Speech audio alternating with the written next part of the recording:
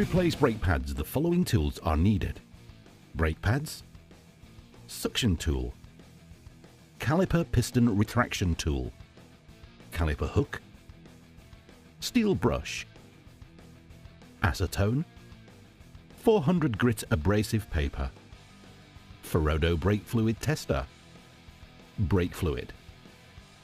Before renewing brake pads, it is necessary to check the brake fluid level.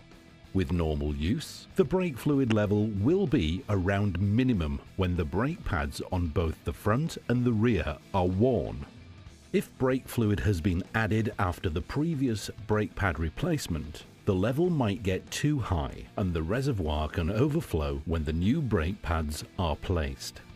Extract some of the brake fluid if the level is too high. Remove the brake pads from the caliper, as well as any anti-squeaking plates and/or spring clips.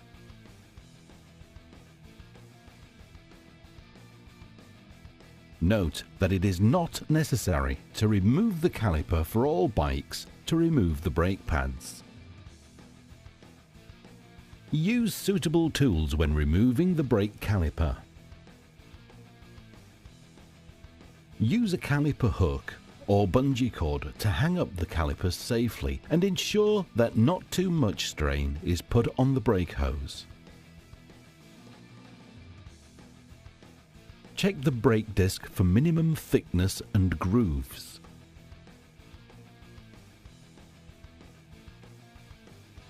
The minimum value can be found on the brake disc. Replace the disc if necessary.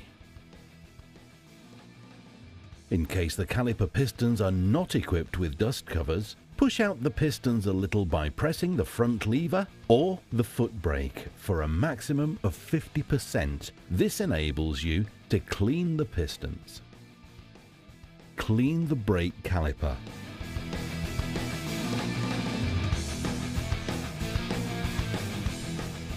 Check the caliper slides, piston and dust covers for damage. Retract the caliper pistons using a caliper piston retraction tool.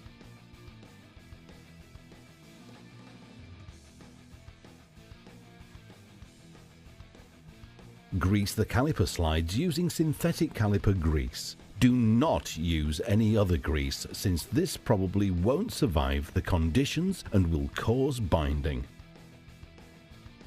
Before installing the brake pad compound, the disc should be thoroughly cleaned over the entire pad contact area on both sides of the disc.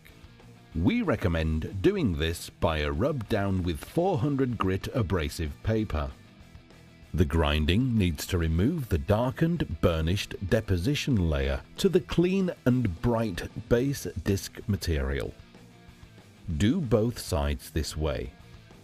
Clean off the remaining abrasive particles using a nail brush and acetone or brake cleaner. Dip the nail brush into a small container of acetone or spray on the brake cleaner and aggressively brush the disc pad contact area with generous amounts. Install the caliper bolts using a liquid sealant and the correct amount of torque. Always follow the engine-specific manufacturer's recommendations for the correct torque values.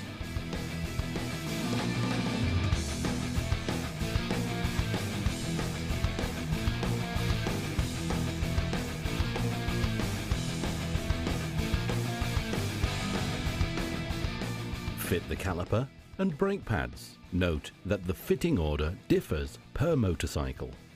Note that Ferodo brake pads come without metal backing shims. If the old brake pads were fitted with these metal shims, please reuse them with the Ferodo brake pads.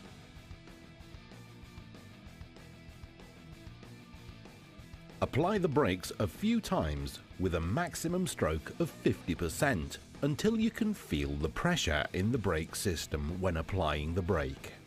Check the functioning by pressing down the front brake lever or rotating the rear wheel while applying the rear foot brake.